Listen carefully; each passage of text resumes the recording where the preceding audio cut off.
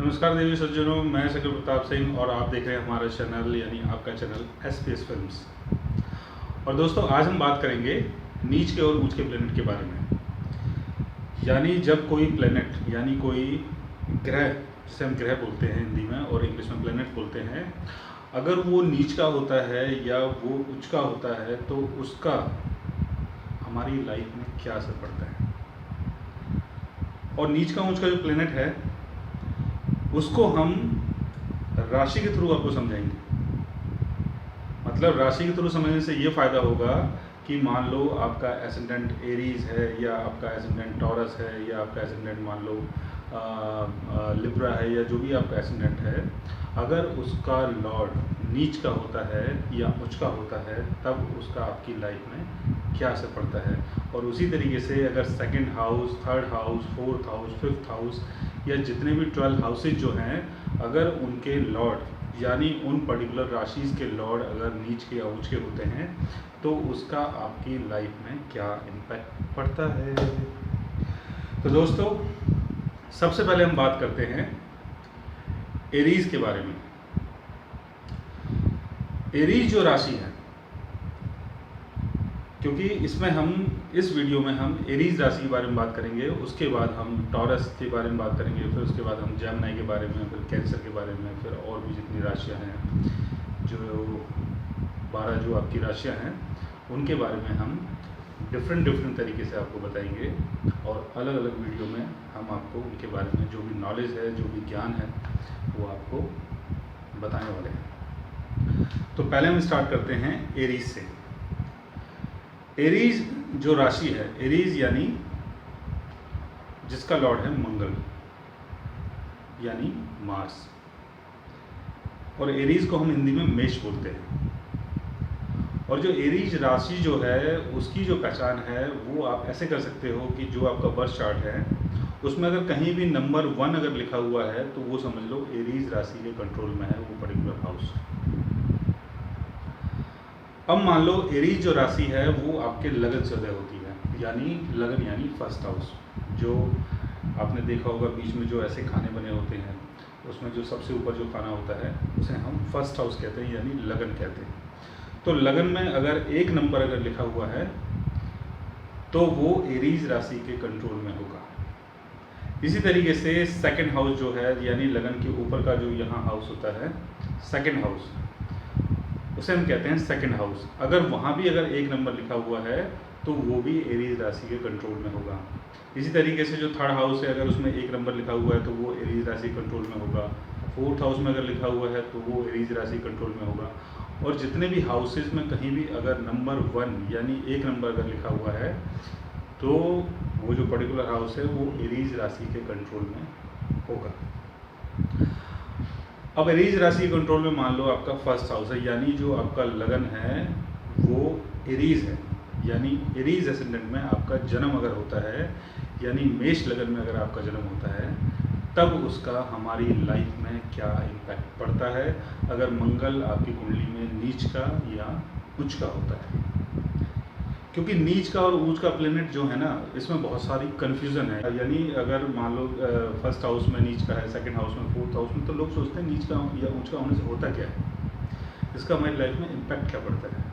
तो आज मैं आपको सारी चीज़ डिटेल से समझाने वाला हूँ। तो आप ज़रा ध्यान से दिल लगा के मेरी बातों पे ज़रा गौर कीजिए, मज़ा बहुत आने वाला है वैसे। तो हम बात करते हैं एसेंडेंट की, यानी एसेंडेंट का लॉर्ड अगर एरीज है और वो मान लो नीच का होता है, तो एसेंडेंट का लॉर्ड नीच का कब होता है, जब वो कैंसर साइन में आएगा। यानी आपके फोर्थ हाउस में अगर मंगल अगर 4 नंबर राशि के ऊपर है, यानी 4 नंबर यानी कैंसर साइन, अगर लग्नेश मंगल अगर फोर्थ नंबर पे है यानी 4 नंबर राशि के ऊपर है, यानी फोर्थ हाउस में अगर है तो मंगल यहाँ पर नीच का हो जाता है। और मंगल अगर 10th हाउस में यानी 10th भाव में अगर 10 नंबर के अगर ऊपर है तो यहाँ मंगल उच्च का हो जाता है, यानी जिसे हम कहते हैं मंगल जो है वो अपने एक्सल्टेशन में है। और मंगल अगर फोर्थ हाउस में अगर कैंसर साइन में अगर 4 नंबर में है तो मंगल अपने डेबिलिटेशन में है यानी नीच का है। तो मंगल जब नीच का होता है, यानी मंगल अगर यानी मार्स अगर 4th हाउस में अगर नीच का होता है, तो मंगल के नीच के होने से क्या होता है? मंगल जो है वो अपनी एक इंडिविजुअल सोच रखता है। मंगल का संबंध है हमारे सेल्फ से, यानी जो भी हमारी पर्सनल चीज़ें हैं, लाइक जैसे हमारी बॉडी हो गई, हमारा परफॉर्मेंस हो गया, हमारी एनर्जी हो गई, और जो भी हम काम अपने लिए करते हैं वो मंगल से देखा जाता है। इसलिए मंगल जो है वो फाइटिंग का कारक है, यानी अपने हक को मांगने के लिए आप किसी से झगड़ सकते हैं। मंगल जो है वो सिर्फ अपने बारे में सोचता है, मंगल किसी दूसरे के बारे में नहीं सोचता। दूसरा, मंगल जो है वो रिप्रेजेंट करता है फाइटिंग को, सोल्जर को, करेज को, एनर्जी को, इन्वेंशन को। मंगल जो है वो पुलिस का कारक है, मंगल जो है वो मिलिट्री का कारक है, और मंगल जो है वो गेम्स का कारक है, यानी जो भी एथलीट्स होते हैं उनका जो मंगल है वो प्रबल होता है, इसलिए वो बहुत अच्छे प्लेयर होते हैं। तो मंगल जो है वो कहीं ना कहीं एनर्जी का कारक है, यानी जो भी एथलीट्स होते हैं उनको एनर्जी की जरूरत होती है, तो मंगल जो है एनर्जी का कारक है। तो मंगल अगर 4th हाउस में अगर आपके आता है तो 4th हाउस में यहाँ मंगल नीच का हो जाएगा, तो लग्नेश यानी नीच का हो गया। तो लग्नेश अगर नीच का हो गया अगर 4th हाउस में, तो लग्नेश यानी आप 4th हाउस यानी आपका सुख। तो सुख को पाने के चक्कर में आप बहुत ज़्यादा डेस्परेट हो जाएंगे, यानी आप बहुत ज़्यादा इमोशनल, पैसिव एग्रेसिव हो जाएंगे अपने सुख को बनाने के चक्कर में। यानी जो सुख की चीज़ें होंगी उन चीज़ों को पाने के लिए आप बहुत ज़्यादा डेस्परेट हो जाएंगे, और ये भी हो सकता है कि जो आपके पेरेंट्स हैं, जो आपके मदर फादर हैं, या जो आपके होमलैंड के लोग हैं, उनसे आपका लड़ाई झगड़ा हो जाए। तो इसके चक्कर में क्या होता है, मन का सुख खराब होता है, घर का सुख खराब होता है, जो आपके पेरेंट्स होते हैं उनके साथ आपका झगड़ा होता है, विवाद होता है, और जो आपकी सुख शांति जो है वो ख़त्म हो जाती है। तो मंगल अगर अपने डेबिलिटेशन में अगर 4th हाउस में है तो आपको प्रॉपर्टी का लॉस करवा सकता है, आपको घर का सुख जो है आपका वो ख़राब हो सकता है, प्रॉपर्टी के चक्कर में, सुख के चक्कर में आपका अपने मदर फादर से आपका झगड़ा हो सकता है, और जो भी होमलैंड के लोग होते हैं उनसे भी आपका झगड़ा हो सकता है। फिर मंगल अगर 10th हाउस में अगर आता है, 10th हाउस यानी कैप्रिकॉर्न साइन में, जहाँ मंगल उच्च का होता है, तो मंगल अगर कैप्रिकॉर्न साइन में अगर मंगल उच्च का हुआ, तो मंगल अगर जब भी उच्च का होगा ना कुंडली में, तो इंसान बहुत ज़्यादा बहुत काम एंड बहुत कूल और बहुत ही समझदारी से काम करने वाला इंसान होगा, और बहुत ज़्यादा सूझबूझ होगी उसके अंदर, क्योंकि जब प्लेनेट नीच का होता है तो इंसान बहुत ज़्यादा डेस्परेट हो जाता है, और वही प्लेनेट जब उच्च का होता है तो इंसान बहुत ही काम एंड कूल और बहुत ही रिलैक्स्ड माइंडेड होता है, और अपने तरीके से भी काम को मैनेज करता है। तो मंगल अगर 10th हाउस में है और कैप्रिकॉर्न साइन में है, तो कैप्रिकॉर्न साइन में अगर मंगल है तो आप बहुत अच्छे एथलीट हो सकते हैं, आप बहुत अच्छे बॉडी बिल्डर हो सकते हैं, आप किसी ऐसे फील्ड में हो सकते हैं, आपका जो कैरियर है वो ऐसे फील्ड में हो सकता है जहां आप किसी चीज़ को सर्व करते हों, जैसे मान लो आप एक मिलिट्री पर्सन हो सकते हैं, पुलिस पर्सन हो सकते हैं, और उसके कारण जो आपका स्टेटस है वो बन सकता है, यानी जो भी आपकी सामाजिक वैल्यू है वो मंगल के कारण आप बना सकते हो, क्योंकि वो आपका लग्नेश है। तो लग्नेश अगर ऊंचा होकर अगर 10th हाउस में आता है तो आपके कारण आपका जो स्टेटस है, आपका जो नाम है, आपका जो कैरियर है, उसमें आपको बहुत तरक्की मिल सकती है। फिर मंगल अगर आपके 2nd हाउस का लॉर्ड है, यानी अगर 2nd हाउस में अगर एरीज राशि अगर उदय होती है तो मंगल आपके 2nd हाउस का लॉर्ड होगा, और 2nd हाउस का लॉर्ड मंगल जब 5th हाउस में कैंसर साइन में होगा तो वो अपने डेबिलिटेशन में होगा, और जब 11th हाउस में कैप्रिकॉर्न साइन में होगा तो वो अपने एक्सल्टेशन में होगा, यानी उच्च का होगा। तो 5th हाउस में अगर मंगल है और वो 2nd हाउस का लॉर्ड अगर 5th हाउस में अगर आपके आता है, तो 2nd हाउस का संबंध है फैमिली से, 2nd हाउस का संबंध है आपकी स्पीच से, 2nd हाउस का संबंध है आपकी फैमिली वैल्यू से, और जो भी आपका लिनिएज है उसका संबंध 2nd हाउस है।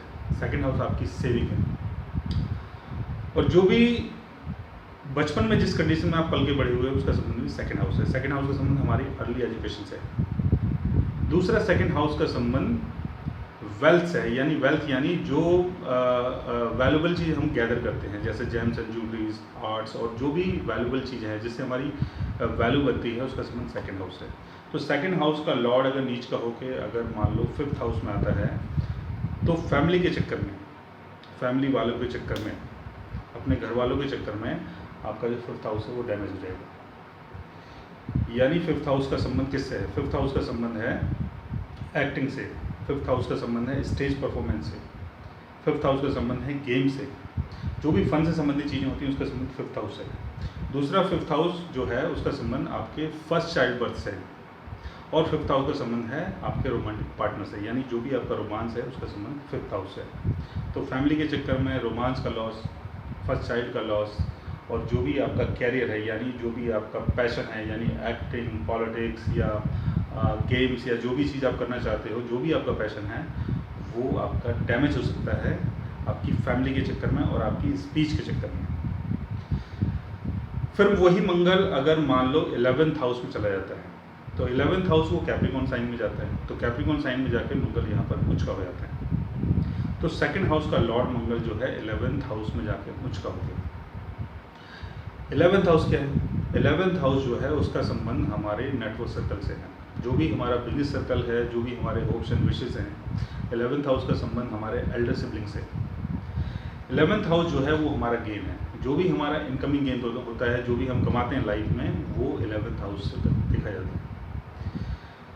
तो सेकंड हाउस का लॉर्ड मान लो 11th हाउस में जाके अगर अपने एग्जिटेशन में आता है, तो फैमिली वालों के चक्कर में जो आपकी इनकम है वो स्टार्ट होगी, फैमिली वालों के चक्कर में जो आपका नेटवर्क है, एसोसिएशन है, वो बनेगा, फैमिली वालों के चक्कर में जो आपकी होप्स एंड विशेज़ हैं वो पूरी होंगी, फैमिली वालों के चक्कर में जो भी आपकी इच्छाएं हैं, यानी जो भी आप बनना चाहते हो लाइफ में, उन चीज़ों की प्राप्ति आपको हो सकती है। अगर मंगल आपके 11th हाउस में अगर एग्जल्टेशन में है, तो फैमिली का सपोर्ट आपको बहुत ज़्यादा मिलेगा। दूसरी चीज़, आपकी जो स्पीच है वो बहुत अच्छी होगी, स्पीच के थ्रू आप गेन करेंगे, अपनी फैमिली वैल्यू को दिखा के आप गेन करेंगे, क्योंकि सेकंड हाउस का संबंध फैमिली वैल्यू से भी है। फिर मंगल अगर थर्ड हाउस का लॉर्ड है, यानी अगर थर्ड हाउस में अगर एरीज साइन आता है, तो मंगल आपके थर्ड हाउस का लॉर्ड रहता है। अब थर्ड हाउस का लॉर्ड अगर मान लो 6th हाउस में आता है, 6th हाउस यानी कैंसर साइन में, तो मंगल थर्ड हाउस का लॉर्ड अगर 6th हाउस में आता है, तो मंगल यहाँ पर अपने डेबिटेशन होता है। 6th हाउस का संबंध किससे? 6th हाउस जो है उसका संबंध है ब्राइबरी से, पॉल्यूशन से, क्राइम से, एनिमल से, जो भी हमारे जो पेट एनिमल होते हैं, जो भी हमारे पेट्स होते हैं, यानी जो भी हम जानवर जो हम घर में पालते हैं, उनका संबंध भी 6th हाउस है। 6th हाउस का संबंध हमारे सर्वेंट से है। दूसरा 6th हाउस का संबंध डेप्थ से है, डिजीज़ से है, और जो भी हमारे एनिमीज़ होते हैं जिनके साथ हमारा विवाद चलता है, उसका संबंध भी 6th हाउस है। 6th हाउस का संबंध कोर्ट से है, लिटिगेशन से है, फाइटिंग से है, और 6th हाउस का संबंध ब्राइबरी से है। दूसरा जो 6th हाउस है वो रिप्रेजेंट करता है आपके मैटरनल अंकल को, यानी आपके मामा जी को। अब थर्ड हाउस जो है, थर्ड हाउस का संबंध किससे है? थर्ड हाउस का संबंध है हमारे सिबलिंग से। थर्ड हाउस का संबंध है जो भी हमारे कोवर्कर होते हैं, जिनके साथ हम काम करते हैं, उनका संबंध थर्ड हाउस से है। थर्ड हाउस का संबंध मीटिंग से है, शेड्यूल से है। थर्ड हाउस का संबंध शॉर्ट डिस्टेंस ट्रैवल से है। थर्ड हाउस जो है वो आपका करेज है, वो आपका बाहुबल है। और थर्ड हाउस जो है वो रिप्रेजेंट करता है आपके यंगर सिबलिंग को, यानी आपके छोटे भाई बहन को, और जो भी आपके कज़िन हैं उनका संबंध भी थर्ड हाउस है। थर्ड हाउस का संबंध आपके नेबर से है, यानी जो भी आपके पड़ोसी हैं उनका संबंध भी थर्ड हाउस है। थर्ड हाउस आपका कम्युनिकेशन। तो थर्ड हाउस का लॉर्ड अगर मंगल नीच का होता है अगर 6th हाउस में, तो आपका अपने छोटे भाइयों से, छोटी बहनों से, या जो आपके कजिन्स हैं उनसे आपका झगड़ा हो सकता है, और उनके चक्कर में आपके ऊपर कर्जा भी हो सकता है, यानी 6th हाउस यानी कर्जा। आपको चोट भी लग सकती है, आपको बीमारी भी हो सकती है, और आपके दुश्मन भी बन सकते हैं। दूसरा ये भी हो सकता है कि जैसे आपका कोई छोटा भाई है, उससे आपका मान लो झगड़ा हो जाता है, तो उसके चक्कर में कोर्ट केस। तो मंगल अगर नीच का होके अगर 6th हाउस में अगर आता है, तो जो आपके छोटे यंगर सिबलिंग होंगे उनसे आपका जो रिलेशन है वो खराब हो जाएगा, यानी उनसे झगड़ा या विवाद का योग बनता है। दूसरी चीज़, उनके साथ भी लाइफ में ऐसी चीज़ें हो सकती हैं कि उनको चोट वोट लगे, उनके ऊपर कर्जा हो जाए, उनके ऊपर कोई ऐसा कोर्ट से संबंधित कोई, अगर मान लो जैसे किसी के साथ विवाद में है, किसी का झगड़ा हो जाता है, तो हो सकता है कि कोर्ट केस में फंस जाए।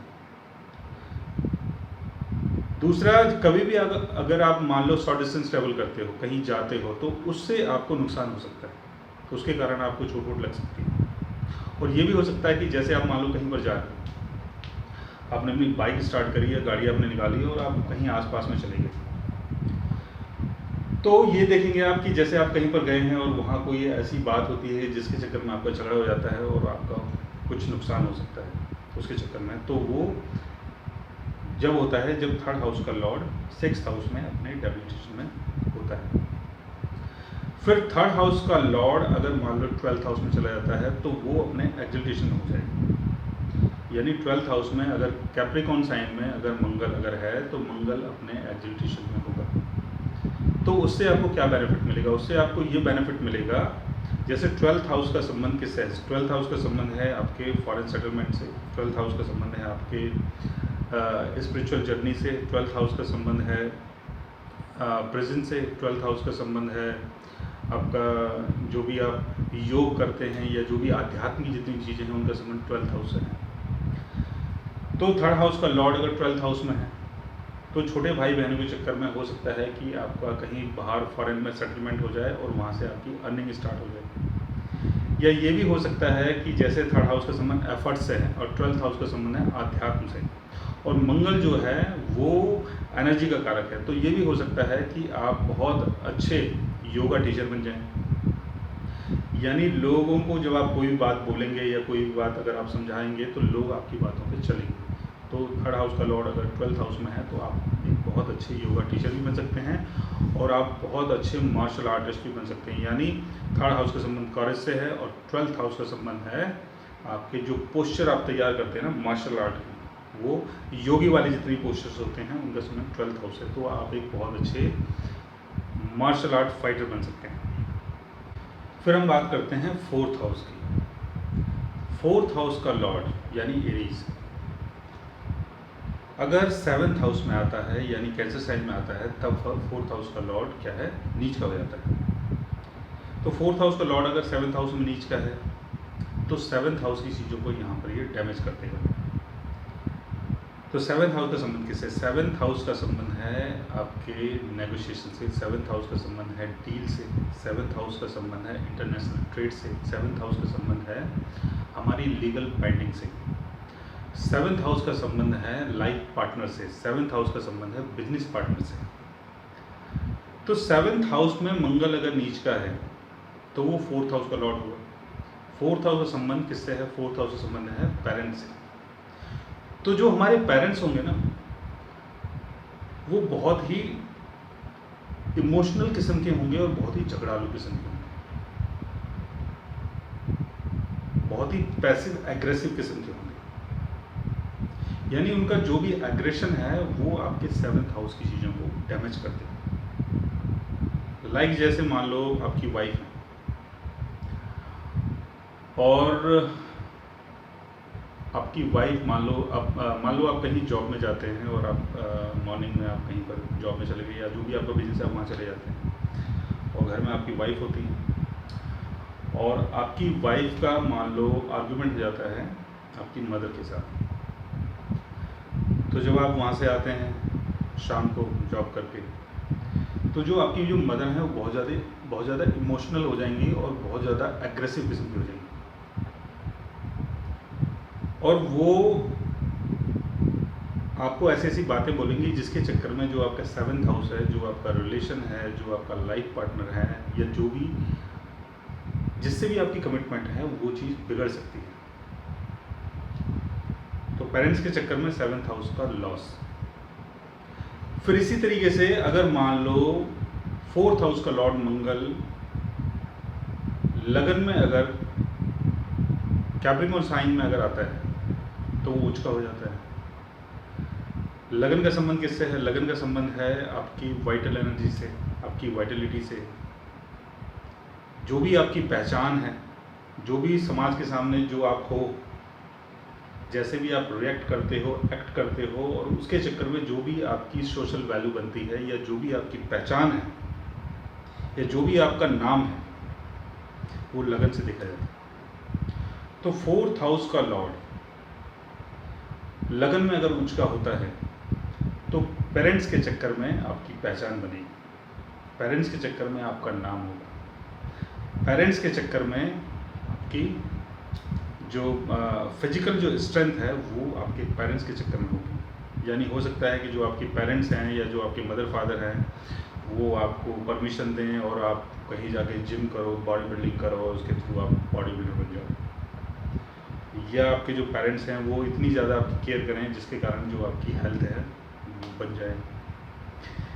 और दूसरी चीज़ ये भी देखी जाती है कि फोर्थ हाउस का संबंध प्रॉपर्टी से है, फोर्थ हाउस का संबंध सुख से है। तो इतनी सारी प्रॉपर्टी हो आपके पास जिसके चक्कर में आपकी पहचान बने, यानी लोग कहेंगे यार ये कितना रिच है, उसके चक्कर में आपकी एक इंडिविजुअल अलग से पहचान बन जाए। तो पेरेंटल प्रॉपर्टी के चक्कर में आपकी पहचान, आपका नाम, आपका रुतबा बन सकता है। फिर मंगल मान लो फिफ्थ हाउस का अगर लॉर्ड है, यानी एरीज अगर फिफ्थ हाउस में अगर आता है, यानी 1 नंबर अगर फिफ्थ हाउस में आता है तो मंगल जो है वो फिफ्थ हाउस का लॉर्ड होगा। तो फिफ्थ हाउस का लॉर्ड मंगल अगर 8th हाउस में अगर कैंसर साइन में आता है तो मंगल यहाँ पर नीच का हो जाता है। तो फिफ्थ हाउस का लॉर्ड अगर 8th हाउस में आता है, 8th हाउस का संबंध किससे है? डेथ एंड रीबर्थ से, ट्रांसफॉर्मेशन से। जो भी पेरेंटल जो पैसा होता है, जो भी इनहेरिटेंस का जो पैसा होता है या जो भी हमारा इनहेरिटेंस होता है उसका संबंध 8th हाउस से है। 8th हाउस का संबंध हमारे इन-लॉज से है। 8th हाउस का संबंध अदर्स की वेल्थ, अदर्स की वैल्यू से है, पार्टनर्स की वेल्थ, पार्टनर की वैल्यू से है, पार्टनर की फैमिली वैल्यू से है। तो फिफ्थ हाउस का लॉर्ड जब 8th हाउस में आता है तो फिफ्थ हाउस का संबंध किससे है? फिफ्थ हाउस का संबंध है आपके फर्स्ट चाइल्ड से, यानी जो भी आपका फर्स्ट चाइल्ड है उसका संबंध फिफ्थ हाउस से है। तो फिफ्थ हाउस का लॉर्ड अगर 8th हाउस में आता है तो जो आपका फर्स्ट चाइल्ड होगा वो बहुत ही इमोशनल होगा, बहुत ही एग्रेसिव होगा और इमोशंस में आके वो कुछ भी कर सकता है। तो उसके चक्कर में आपकी लाइफ में ट्रांसफॉर्मेशन थी। जैसे जो नेपाल के जो किंग थे मिस्टर वीर विजेंद्र, ऐसी कुछ उनका नाम था, तो जो उनकी फर्स्ट चाइल्ड थी उसके चक्कर में उनकी लाइफ में ट्रांसफॉर्मेशन हुआ। उनकी कुंडली में जो है वो फिफ्थ हाउस का लॉर्ड मंगल और 8th हाउस में अपने डेबिलिटेशन हुआ। फर्स्ट चाइल्ड के चक्कर में ट्रांसफॉर्मेशन यानी डेथ। फिर मान लो फिफ्थ हाउस का लॉर्ड मंगल अगर सेकंड हाउस में अगर आता है, सेकंड हाउस यानी कैंसर साइन, सेकंड हाउस में 10 नंबर के ऊपर कैंसर साइन में, तो कैंसर साइन में जब मंगल जाता है तो सेकंड हाउस का संबंध किससे है? सेकंड हाउस का संबंध है आपकी वैल्यू से, आपकी फाइनेंशियल वैल्यू से, आपकी सेविंग से,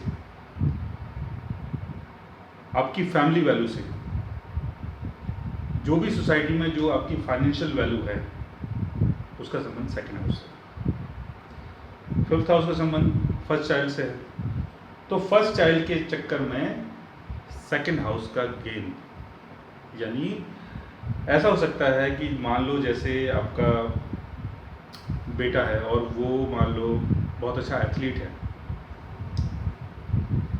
बहुत अच्छा प्लेयर है, और उसके चक्कर में आपकी जो फैमिली वैल्यू है वो बढ़ जाए, आपका जो स्टेटस है वो बढ़ जाए, आपकी जो वेल्थ है, जो सेविंग है, वो चीज़ बढ़ सकती है। और फिफ्थ हाउस जो है उसका संबंध एक्टिंग से है, परफॉर्मेंस से है, स्टेज परफॉर्मेंस से है, रोमांस से है, और जितने भी जो फ़न से संबंधित चीज़ें होती हैं जैसे गेम्स हो गया और कोई भी फ़न की चीज़ें, उनका संबंध फिफ्थ हाउस से है। फिफ्थ हाउस आपका पैशन है, तो पैशन के चक्कर में, गेम्स के चक्कर में, रोमांस के चक्कर में, स्टेज परफॉर्मेंस के चक्कर में सेकंड हाउस की चीज़ों को आप गेन कर सकते हैं, यानी सेकंड हाउस की चीज़ें आपकी बन सकती हैं। फिर हम बात करते हैं सिक्स्थ हाउस की। सिक्स हाउस में अगर एरीज साइन आता है यानी 1 नंबर राशि आती है, तो सिक्स हाउस का जो लॉर्ड मंगल है वो अगर 9th हाउस में अगर कैंसर साइन में जाता है तो मंगल 9th हाउस में आके नीच का हो जाता है। 9th हाउस का संबंध किससे है? 9th हाउस का संबंध है फादर से, गुरु से, टेम्पल से, प्रिस्ट से, जो भी हमारा बिलीफ है गॉड के ऊपर, उसका संबंध 9th हाउस से है। 9th हाउस का संबंध हायर एजुकेशन से है। 9th हाउस का संबंध वेदास से है। जितने भी जो ग्रंथ हैं उनका संबंध 9th हाउस से है। 9th हाउस का संबंध गॉड एंड गॉडेस से है। 9th हाउस जो है उसका संबंध लॉन्ग डिस्टेंस ट्रेवल से है, और जो भी इंटरनेशनल ट्रैवल होता है उसका संबंध भी 9th हाउस से है। 9th हाउस यानी धर्मा। 6th हाउस यानी फाइटिंग, एनिमी, डिजीज, ब्राइबरी, इन सब चीज़ों का संबंध 6th हाउस से है। तो 6th हाउस का लॉर्ड मंगल अगर 9th हाउस में जाता है तो कर्जे के चक्कर में फादर के साथ टेंशन और गुरु के साथ टेंशन। यानी हो सकता है कि मान लो आपने कोई बिजनेस किया और उसके चक्कर में आपको कर्जा हो गया, तो उसके चक्कर में क्या है कि फादर से आर्गुमेंट हो सकता है, उनके साथ आपका जो रिलेशन है वो खराब हो सकता है। और इसी तरीके से 6th हाउस का संबंध कंपटीशन से है और 9th हाउस का संबंध फादर और गुरु से है। तो हो सकता है किसी चीज़ को लेके आप फादर और गुरु के साथ कम्पीट कर जाओ, जिसके चक्कर में आप दोनों के बीच में झगड़ा हो जाए। दूसरी चीज़ ये कि 6th हाउस जो है वो क्राइम है और 9th हाउस जो है वो धर्मा है। तो धर्म की जो चीज़ें होती हैं वो क्राइम के चक्कर में आप उसको बिगाड़ सकते हैं। यानी मान लो आप कोई बहुत अच्छे धर्मगुरु हो और आपने कोई ऐसी एक्टिविटीज़ की जिसके चक्कर में आपके ऊपर कोई एलिगेशन आ जाता है, कोर्ट से कोई नोटिस आ जाता है आपके ऊपर कि आपने ये दंगा करवाया, आपने ये करवाया, आपने वो करवाया, तो उसके चक्कर में जो आपका 9th हाउस है यानी जो आपका गुरु वाला जो आपका पद है वो खराब हो सकता है, वो बिगड़ सकता है। सो बी केयरफुल। फिर अगर मान लो 6th हाउस का लॉर्ड अगर मान लो आपके 3rd हाउस में अगर अपने एग्जिटेशन में होता है, यानी कैप्रिकॉर्न साइन में अगर मंगल अगर 3rd हाउस में होता है और वो 6th हाउस का अगर लॉर्ड है, तो फाइटिंग से स्टेटस, यानी 3rd हाउस जो है वो आपका भुजबल है यानी आपकी पावर है। तो मान लो आपकी किसी से फाइट हो जाती है या किसी से झगड़ा हो जाता है या किसी के साथ कोर्ट केस हो जाता है, तो बाद में आप उस कोर्ट केस को जीत जाते हो और उसके चक्कर में जो आपका जो नाम है, फेम है और जो आपका भुजबल है, यानी जो आपका ध्वज, जो क्या बोलते हैं उसका, ध्वज पताका जो है वो लहरा जाती है, क्योंकि 3rd हाउस का संबंध उसी से है, ध्वज से। तो 6th हाउस का लॉर्ड अगर मान लो आपके 3rd हाउस में आता है तो किसी फाइटिंग के बाद आपका जो नाम है वो बढ़ सकता है। दूसरी चीज़ 6th हाउस का संबंध सर्विस से है, जो भी हमारी जो सर्विस होती है, जो भी हम सर्विस करते हैं उसके चक्कर में जो आपका स्टेटस है वो बढ़ सकता है।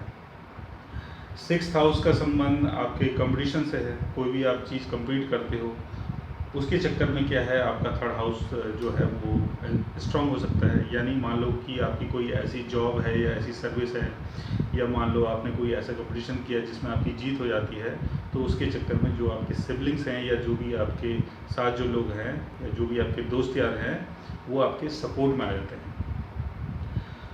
तो दोस्तों आज हमने आपको बताया कि मंगल जब ऊंच का या नीच का होता है, यानी आपकी कुंडली में मंगल जब अपने एग्जिटेशन में होता है या डेबिलिटेशन में होता है, तो उसका आपकी लाइफ में क्या इम्पैक्ट पड़ता है। और आगे जो आने वाली सीरीज है उसमें मैं आपको 7th हाउस से लेके 12th हाउस तक मंगल क्या काम करता है उसके बारे में आपको बताऊंगा। तो दोस्तों अगर आप भी जानना चाहते हैं कि आपका मंगल आपकी कुंडली में अपने डेबिलिटेशन में है या अपने एग्जिटेशन में है, तो आप हमारे चैनल को सब्सक्राइब कीजिए और अपने मंगल को जानने की कोशिश कीजिए। और अगर आप हमसे कंसल्ट करना चाहें, हमसे बात करना चाहें, तो आप हमारी वेबसाइट के थ्रू हमें मेल कर सकते हैं, मैसेज कर सकते हैं और दोस्तों हमसे बात कर सकते हैं। तो दोस्तों आज के लिए बस इतना ही।